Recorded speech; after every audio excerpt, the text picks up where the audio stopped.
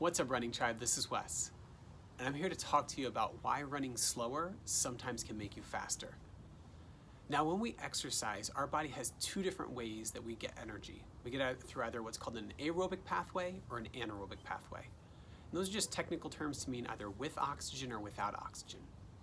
The lower the intensity, and you could think of that as speed, but the best way to quantify it is heart rate. The lower the heart rate and intensity, the more we're going to be in that aerobic energy pathway, meaning we have oxygen. Those are our workouts or our runs where we can just talk really easily. We could sing along if we got some music in our ears. If we have somebody with us, we can chit chat the entire time. One of my good friends calls it friendship pace.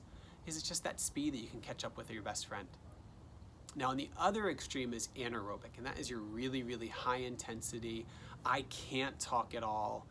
I'm breathless the entire time. I'm probably locked in my zone and don't bother me type of a speed. And then there's kind of a gray zone in between. Now, I know for myself, I spent almost all of my running career, the better part of 2.5 decades, in that gray zone really often, where I'm working not all out, but I'm definitely not working in an aerobic easy way. And I'm just kind of winded so that when I get done, it's like, all right, that felt good, that was worth it. But I never really got the benefit of either aerobic pathway or the purely anaerobic pathway. So what I'm gonna suggest is for everybody to spend a really good chunk of time in an aerobic base phase. And that aerobic phase would just mean keeping your heart rate low. Now, you can make it really scientific and objective, and I would suggest this by using heart rate monitor. Now, I've got one of these. My guess is at some point you might have worn some type of watch that has heart rate mounted capabilities, but these measure what's called your radial pulse, the pulse that's down close to your radius at your wrist.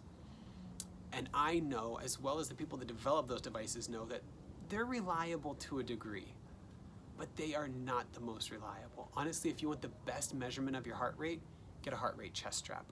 The one that I use is called a Wahoo Ticker X, and then it just communicates via Bluetooth with my Apple Watch, so that even when I have my heart rate strap on, I can look at my Apple Watch and make sure that I'm getting the right type of heart rate reading.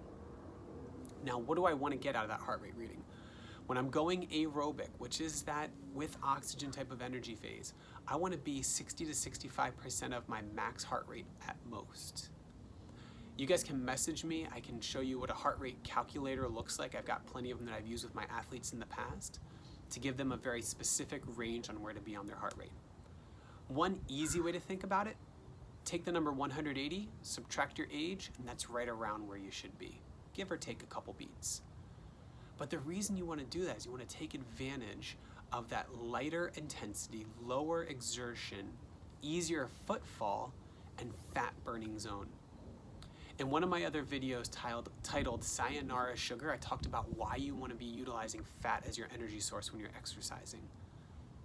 But when you utilize fat, you can just go forever. We have so much fat in our body. And I'm not talking subcutaneous that's underneath of our skin where we're all trying to lose a little bit of weight or get a little bit more toned. I'm talking about what's already in your bloodstream, what is in and around your organs, what's in your muscles. You can tap into that fat in really powerful ways to propel you to go for a long period of time.